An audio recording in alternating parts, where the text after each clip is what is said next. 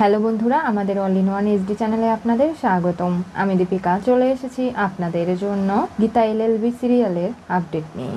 পদ্মকে নানাভাবে জোর জবরদস্তি করে বউ সাজানো হয়। এরপরে ভজন পদ্মর ফোন থেকে ছবি পাঠিয়ে দেয় গীতাকে।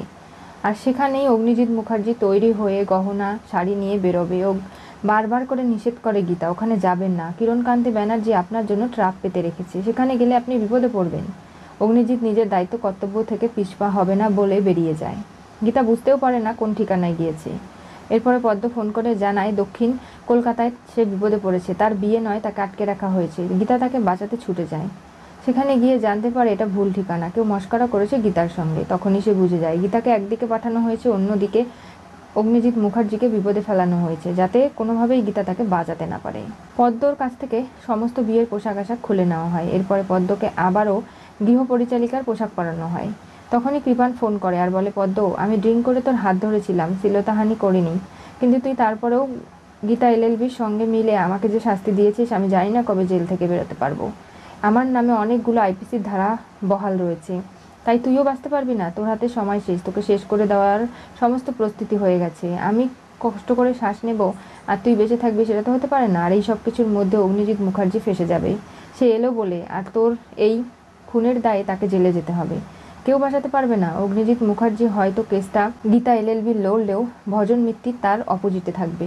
কোনোভাবে এই কেসটা ভজন মিত্তির জিততে দেবে না গীতাকে। নানা কলা কৌশল সমস্ত কিছু অবলম্বন করে হলেও গীতাকে হারাবে। আর সেই সব দিনগুলোর জন্য তুই অপেক্ষা কর। কি বলছেন কি আপনি এগুলো? ঠিকই তো বলেছি। আমি তোকে বিয়ে করে সুখে ঘর সংসার করতে পারতাম, তুই আমার সঙ্গে শান্তিতে বাস করতে পারতি। সেটা না করে তুই আমাকে জেলের মতো একটা কয়েদিখানায় পাঠিয়ে দিলি। এর শাস্তি তোকে পেতে হবে না? দেখ তুই ছাড়ু কি হতে থাকে।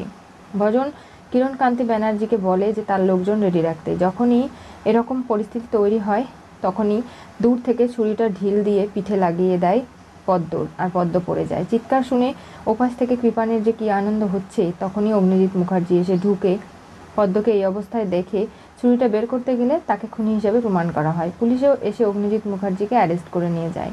নানাভাবে সে ফেসে যায়। কি হতে চলেছে গীতা এলএলবি সিরিয়ালের পরবর্তী টুইস্টে? কৃপান পদ্মকে ফোনে হুমকি দিল, তার সময় নেই হাতে, অগ্নিজিৎ ফাঁসবে। কৃপানের ফোনের মধ্যেই পদ্মর এমন একটা পরিণতি হবে পদ্ম ভাবতেও পারেনি।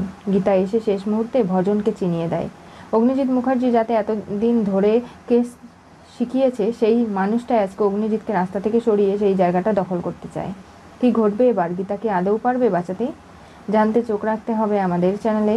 পাশে থাকা বেল আইকনটি অবশ্যই করে ক্লিক করুন।